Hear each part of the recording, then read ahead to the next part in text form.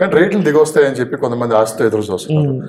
రేట్లు దిగొచ్చే అవకాశం ఉందంటే అంత లేదండి, రేట్లు దిగొచ్చేది అయితే లేదు, మాకు కనిపించట్లేదు. మనకున్న సమాచారమో లేకుంటే బయట జరుగుతున్న డిస్కషన్ చాలా మంది ఏంటంటే ఇప్పుడు మార్కెట్ అంత లేదు కదా, ఆటోమేటిక్ గా రేట్లు పడిపోతాయి అని చెప్పి చర్చ నడుస్తుంది. అంటే ఆల్రెడీ మెట్రో సిటీస్లో ఏంటంటే దీన్ని మనం ఓ మెట్రో సిటీ కింద చూడాలి. దీన్ని మనం లోకల్లో ఉన్న వాళ్ళు ఏంటంటే అనుకుంటాం అంటే మార్కెట్ అలా ఉంది ఇలా ఉంది అనుకుంటాం, కానీ కొనేవాళ్ళు కొంటున్నారు. బయట నుంచి వస్తున్నారు, నార్త్ ఇండియా నుంచి వస్తున్నారు, సౌత్ నుంచి వస్తున్నారు, కర్ణాటక, మహారాష్ట్ర, ఏపీలో నుంచి కూడా వచ్చి బాగా కొంటున్నారు. ఇక్కడ చూసుకుంటే కనుక మార్కెట్ ఏంటంటే నడాల్సింది ఎప్పుడు నడిచిపోతుంటుంది హైదరాబాద్. కాకపోతే ఏంటంటే పబ్లిక్ సైకాలజీ ఏంటంటే మన దగ్గర ఆ బడ్జెట్ లేదనేటప్పటికి ఏంటంటే మనం కొనట్లేదు కాబట్టి మార్కెట్ జరగట్లేదు అనుకుంటాం, కానీ కొనేవాళ్ళు ఇంటర్నల్గా కొంటున్నారు. వాస్తవానికి రిజిస్ట్రేషన్లు అవుతున్నాయి. మీరు ఎప్పుడైనా వెళ్ళారా రిజిస్ట్రేషన్ ఆఫీస్? మేము వెళ్తుంటాను. గతంతో పోల్చుకుంటే ఇప్పుడు ఎలా ఉందండి అక్కడ వాతావరణం? అంటే మొన్నటి వరకు ఎలక్షన్ కోడ్ ఉందండి. June 4th నుంచి ఎలక్షన్ కోడ్ తీశారు. ఎలక్షన్ కోడ్ తర్వాత మళ్ళీ సెంటిమెంట్ డేస్ ఉన్న ఆషాఢం ఏదో ఉంది. ఇప్పుడు శ్రావణ మాసం అనేది స్టార్ట్ అయింది. మొన్నటి వరకు కూడా వర్షాలు పడడం వల్ల కూడా పబ్లిక్ మూవ్మెంట్ అనేది కూడా రాలేదు. ఎందుకంటే టీవీలో ఇస్తున్నారు బయటకు రావద్దు అనేటప్పటికి ఈ పబ్లిక్ ఏంటంటే ఎక్కడ వల్ల అక్కడ ఆగుతున్నారు అనమాట. ఇప్పుడు ఈ ఆగస్టు నుంచి చూడాలి మార్కెట్ని. అసలు రియల్ ఎస్టేట్ వర్గాల్లో ఎలాంటి చర్చ నడుస్తుంది మార్కెట్ గురించి? మార్కెట్ అంటే సౌత్ జోన్ బాగానే ఉందండి. వెస్ట్ జోన్లో ఎఫర్ట్ చేయలేని వాళ్ళు సౌత్కి వస్తున్నారు. వెస్ట్ జోన్లో ఎఫర్ట్ చేసిన వాళ్ళు వెస్ట్లో ఉంటున్నారు. వెస్ట్లో అపార్ట్మెంట్ కొనుక్కునే రేటుకి మీకు సౌత్లో విల్లా వస్తుంది. వెస్ట్లో మీరు ఏదైతే 2 crores పెట్టుకొని కొనుక్కుంటున్నారో సౌత్ ఈ మహేశ్వరం కానీ ఇటు తిమ్మాపూర్ లాన్ కానీ లేకపోతే తుక్కుగూడ లాన్ కానీ మీకు 1.5 to 2 crores మధ్యలో కూడా కొన్ని విల్లా ప్రాజెక్టులు అయితే కనిపిస్తున్నాయి మనకి. వాళ్ళు కూడా ఏం ఆలోచిస్తున్నారంటే ఇక్కడ అపార్ట్మెంట్ కొనుక్కునే బదులు విల్లా కొనుక్కుందాం, రేపు పొద్దున మనకు కొద్దిగా ఏజ్ వచ్చినా కానీ ఇది పీస్ఫుల్గా ఉంటుంది, ఇక్కడ ఎయిర్ కానీ ట్రాఫిక్ కానీ ఏమి ఉండదు, అది ఎయిర్పోర్ట్ కనెక్టివిటీ ఉంది కదా అని చెప్పి ఏంటంటే పబ్లిక్ అనేది అక్కడ కొనే వాళ్ళు ఆగి కొంతమంది ఇక్కడికి వస్తున్నారు. ఏంటి గోల్డెన్ ట్రయాంగిల్ ఏంటి సౌత్ లో? నాకు అర్థం కాలేదండి. వెస్ట్ లో ఉంటుందండి, అది వెస్ట్ లో ఉంటుంది. గోల్డెన్ ట్రయాంగిల్ ఏంటంటే మనకి హిమాయత్ సాగర్ కి ఉస్మాన్ సాగర్ ఉందండి గండిపేట రోడ్ లో.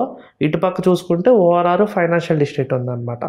ఈ రెండింటికి మధ్యలో ఒక గోల్డెన్ ట్రయాంగిల్ అనే ట్రయాంగిల్ మీరు మ్యాప్ ఓపెన్ చేస్తే అది ట్రయాంగిల్ లాగా కనిపిస్తుంది.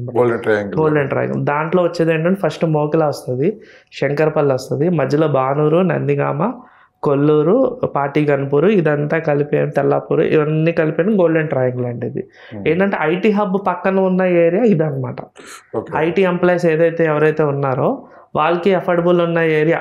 నెక్స్ట్ హౌసింగ్కి అఫోర్డబుల్ అని కూడా చెప్పలేము, అది ఆల్రెడీ కొద్ది చేయి దాటేసింది కొద్దిగా. మోకిలా కానీ ఇవి కానీ 60-70 వేలు అలా వెళ్ళిపోయి ఇప్పుడు బానూరు అటు సైడ్ అంటే కొద్దిగా అక్కడ 40,000, 35,000, 30,000 ఆ రేంజ్లో దొరుకుతున్నాయండి. శంకర్పల్లి, పటాన్ చెరువు రూట్లో అనమాట. అక్కడ నుంచి ఏంటంటే 30 minutesలో ఫైనాన్షియల్ డిస్ట్రిక్ట్ వెళ్ళిపోవచ్చు. ఈ గోల్డెన్ ట్రయాంగిల్ కనెక్ట్ అయ్యింది, ఫైనాన్షియల్ డిస్ట్రిక్ట్ ఒక పక్క కనెక్ట్ అవుతుంది, ఒక పక్క నియోపోలిస్ ఉంటుంది అనమాట. మనకి నియోపోలిస్ ఏంటంటే కొత్త ఐటీ ఎంప్లాయ్మెంట్ అది. ఈ నియోపోలిస్ తర్వాత అంతా వచ్చే 111G వస్తుంది, ఒక 10-11 kilometers. దాని తర్వాత వచ్చేది మోకిలా. ఇదంతా కూడా మనకు 100 feet రోడ్ అయిపోయింది. ఇటుపక్క కూడా చూసుకుంటే సర్వీస్ రోడ్ అనేది కూడా లింకులు ఉన్నాయన్నమాట. ఇది ఆల్రెడీ ఇక్కడ మై హోమ్ వాళ్ళు వీళ్ళందరూ పెద్ద ప్రాజెక్టులు వేస్తారు. కొల్లూరు అటు సైడ్ గోల్డెన్ ట్రయాంగిల్లో రైట్ సైడ్ ORR దగ్గర మంచి ప్రాజెక్ట్స్ అవుతున్నాయి అన్నమాట. అందుకని అక్కడ కొనుక్కుంటే కనుక ఆఫీసుల దగ్గర ఉంటుంది వాళ్ళకి. ఇంకా సిటీ గోల, ట్రాఫిక్ జామ్స్, వర్షాలు ఇంకా దీంతో సంబంధం లేదు. ORR ఎక్కిస్తారు, ఆఫీస్ వాళ్ళు వెళ్తారు, ఆఫీస్ చూసుకొని మళ్ళీ బయటకు వచ్చేస్తారు. పబ్లిక్ కూడా బయటకు వెళ్ళాలండి కొద్దిగా, ఎంతని సిటీ మీద ఓవర్లోడ్ వేస్తున్నారు.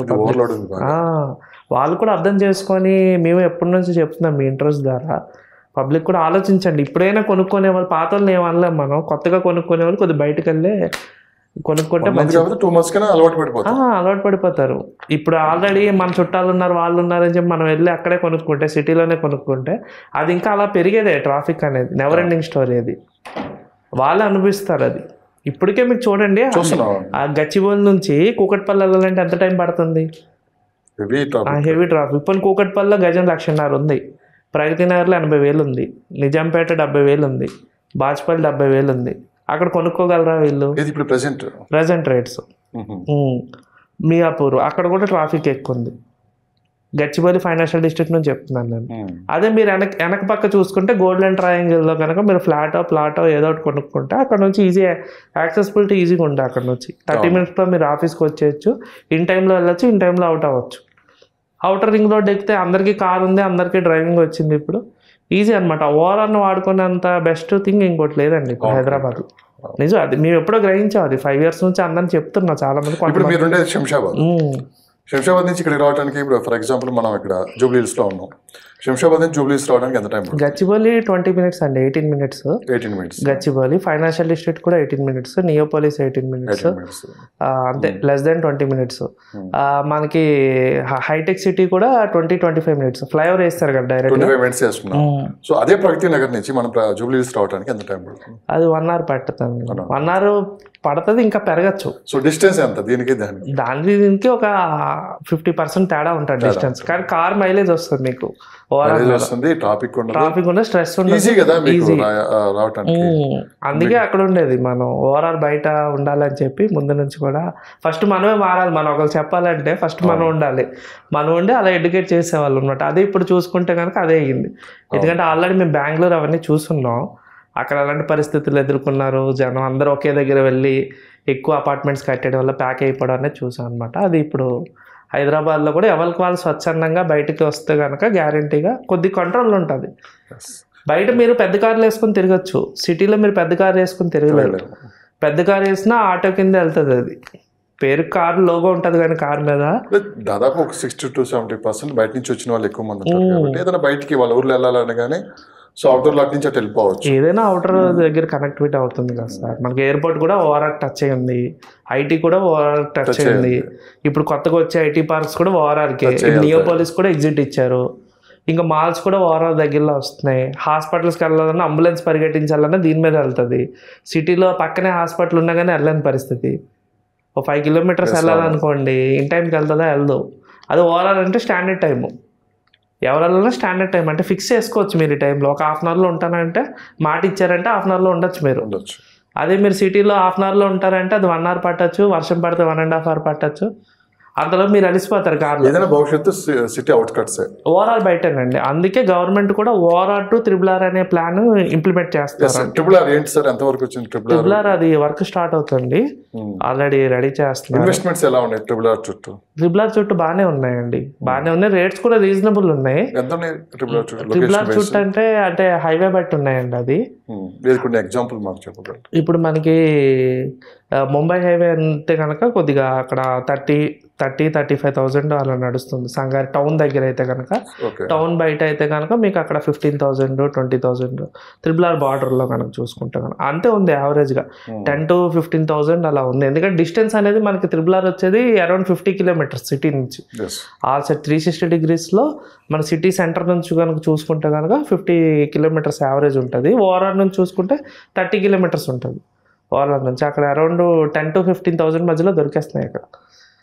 కానీ RRRకి ఓఆర్ఆర్కి మధ్యలో కొనుక్కుంటే కనుక వీళ్ళు సిటీ వెళ్ళొచ్చు, రేపు పొద్దున్న RRRని కూడా వీళ్ళు యాక్సెస్ చేసుకోవచ్చు. ఏదైనా ఊరు వెళ్ళాలంటే RRRని యాక్సెస్ చేసుకోవచ్చు. అలాగే ఎయిర్పోర్ట్ని కూడా, ఫ్యూచర్ అంతా ఎయిర్పోర్టే కాబట్టి ఎయిర్పోర్ట్ని కూడా యాక్సెస్ చేయొచ్చు, ఐటీ హబ్కి కూడా వెళ్ళొచ్చు. కొత్త కంపెనీస్ అన్నీ కూడా మీరు గమనిస్తే కనుక అన్నీ ఓఆర్ఆర్ బయటే వస్తున్నాయి. ఓఆర్ఆర్ లాన్ రావట్లేదు కదా, మరి మీరు ఎందుకు అందరూ వెళ్ళి ఓఆర్ఆర్ లానే కొనుక్కుంటున్నారు పబ్లిక్ అంటే అలవాటు పడ్డారు అక్కడ. గవర్నమెంట్ కూడా చాలా ఫాస్ట్ గా డెసిషన్ తీసుకున్నట్టు కనిపిస్తుంది. వరుసగా మనకి ప్రాపర్టీ ఇష్యూస్ కూడా జరుగుతున్నాయి. రెస్పాండ్ ఎలా ఉంది అంటే చాలా వేగంగా కూడా అడుగులు పడుతున్నట్టు కూడా కనిపిస్తుంది. హైదరాబాద్ మీద ఇంకా ప్రత్యేక దృష్టి పెట్టినట్టు కూడా మనకి కనిపిస్తుంది ప్రభుత్వం. పెట్టాలండి, ఏ గవర్నమెంట్ వచ్చినా హైదరాబాద్ మీద పెట్టాలి. ఇండియన్ గవర్నమెంట్ కూడా హైదరాబాద్ మీద పెట్టాలి. ప్రతి మెట్రో సిటీ స్పెషల్ ఫండ్ ఇచ్చి. ఎందుకంటే ఇప్పుడు చూసుకుంటే కనుక బయట నుంచి వచ్చేస్తుంటారు పబ్లిక్. హాస్పిటల్స్ కానీ మనకి రోడ్స్ కానీ ఇవి కానీ సరిపోవండి. ఏ హాస్పిటల్కి వెళ్ళినా బిజీగా ఉంటుంది. దీన్ని ఏం చేయాలంటే సెంట్రల్ గవర్నమెంట్ కూడా స్పెషల్ ఫండ్ ఇచ్చి దీన్ని ఆదుకోవాలన్నమాట. ప్రతి మెట్రో సిటీని కూడా ఆదుకుంటే ఏమవుతుందంటే ఇది కూడా వాటర్ ప్రాబ్లమ్స్ రావు, ట్రాఫిక్ ప్రాబ్లమ్స్ రావు. దీనికి బడ్జెట్ అంటూ కేటాయించి state central any metro city ఇండియాలో 6-7 ఉన్నాయి మెట్రో సిటీలో. అలా సౌత్లో వచ్చేటప్పుడు 3 ఉన్నాయి మనకి. సో ఇది చూస్తున్నారు కదా, మార్కెట్ ఇప్పుడే స్టార్ట్ అయింది. మళ్ళీ ఇప్పుడే కాస్త పుంజుకుందని కూడా చూడటం కూడా జరుగుతుంది. ఎందుకంటే ఇప్పుడు ఇన్వెస్ట్ చేసే వాళ్ళకి ఇది మంచి రైట్ టైం. అది ప్లాటా లేకుంటే విల్లా కావచ్చు, ఏదైనా ఇన్వెస్ట్ చేసే వాళ్ళకి అయితే మంచి రైట్ టైం చెప్పి కూడా ఎక్స్పర్ట్స్ కూడా మనతో పాటు చెప్తూ ఉన్నారు. చూద్దాం మార్కెట్ ఏ విధంగా ఉంటే ముందు రేట్లు ఎలానే ఉంటాయో మరి కాస్త పెరిగే అవకాశం ఉంది అనేది మార్కెట్ నిర్ణయిస్తుంది. థ్యాంక్ యూ అండి సమీర్ గారు, ధన్యవాదాలు.